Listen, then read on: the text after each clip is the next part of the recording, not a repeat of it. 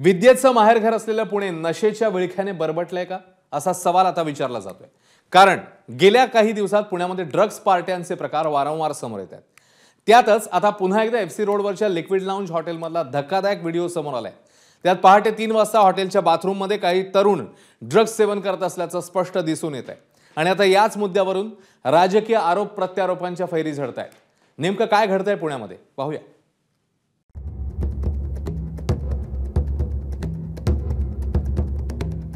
अजून मिसरूडही न फुटलेली जोडगोळी एका बाथरूम मध्ये लपून ड्रग्ज घेते।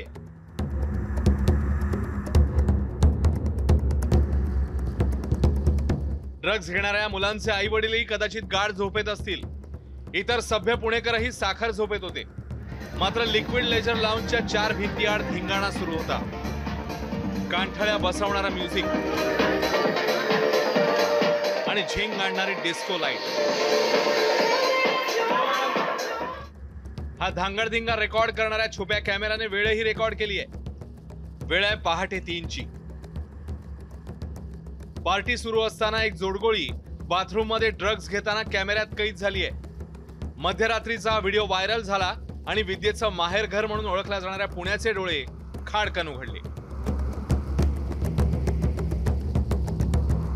जी पार्टी या ठिकाणी होत होती त्या पार्टीसाठी परवानगी होती का, लायसन्स काढण्यात आलेलं होतं का, जे तरुण तरुणी या ठिकाणी लिकर कन्झ्युम करत होते त्यांच्याकडे लिकर लायसन्स होतं का, यासाठी अशा पद्धतीने वेगवेगळे सगळे या ठिकाणी जे पोलीस आहेत ते कारवाई करतील।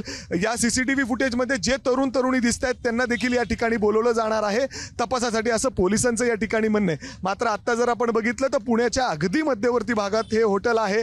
FC road, Fergusson college road रस्ता आहे। अगदी पुण्यातील जे नामांकित कॉलेजेस आहेत ते याच रस्त्यावर आहेत। नेहमी या रस्त्यावर प्रचंड वर्दळ असते। आता जरी आपण बघितलं तर आपण इथं ट्रॅफिक बघू शकतो, याच्यावरून अंदाज लावू शकतो की इथं नेहमी किती लोकांची वर्दळ होते।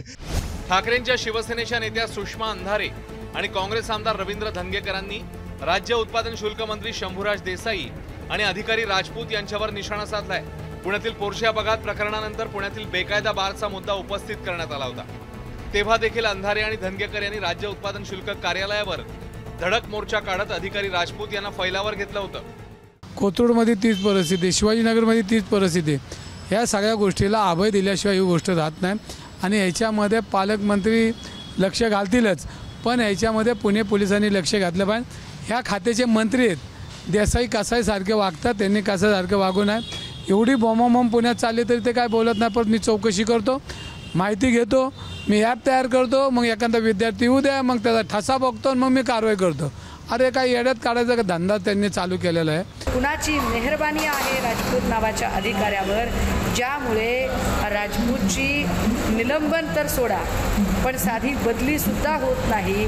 त्या राजपूत नावाच्या अधिकाऱ्याचे तात्काळ निलंबन होऊन त्यांच्यावरती चौकशी समिती नेमली जावी, ही आमची मागणी आहे। पुणे ड्रग्ज प्रकरणाची शहानिशा करून योग्य ती कारवाई केली जाईल असं आश्वासन देत शंभूराज देसाईंनी आरोपांचं खंडन केलंय। आयुक्तांनी मला सांगितलेलं की वरिष्ठ अधिकाऱ्यांमार्फत आपण त्याची चौकशी करून लगेचच त्याचा चौकशी अहवाल माझ्याकडे येईल। समजा निग्लिजन्स, हलगर्जीपणा किंवा जाणून बुजून दुर्लक्ष असं जर आमच्या कुठल्या अधिकाऱ्याचं तिथं आढळून आलं तर चौकशी अहवालाच्या आधारे त्याच्यावर कडक कारवाई केली जाईल। प्रिकॉशन म्हणून तर अनेकांची लायसन्सेस सस्पेंड करणं, रात्री 11 नंतर अशा प्रकारच्या पबमध्ये ती बंद, शटर डाऊन, अशा प्रकारच्या काही ॲक्शन सुरू आहेत। आणि म्हणून मला असं वाटतं की आजची घटनासुद्धा तितकीच सिरियस आहे आणि प्रशासन त्याची दखल घेईल। ज्या पबमध्ये चाललं आहे त्याच्यावर कारवाई करेल। विद्येचं माहेरघर गुन्हेगारांचं माहेरघर होत आहे यावर कुणाचंही दुमत नसेल। ड्रग्ज माफिया ललित पाटील पुण्याच्या ससून रुग्णालयातून फरार होतो। कल्याणी नगरमध्ये एक धनाढ्याचा लेक दारू पिऊन पोर्शे कारखाली दोघांना चिरडतो। पुण्यातील कोणत्या परिसरात कधी कोयते नाचतील याचा काही नेम नाही। आणि हे कमी म्हणून की काय, आता तर विद्येचं हे माहेरघर ड्रग्जचं कोठार होत चाललंय। जबाबदारी कोण स्वीकारणार? पोलीस, राज्य उत्पादन शुल्क विभाग की पुण्याचे राजकीय कैवारी? उत्तर पुणेकरांना शोधायचंय।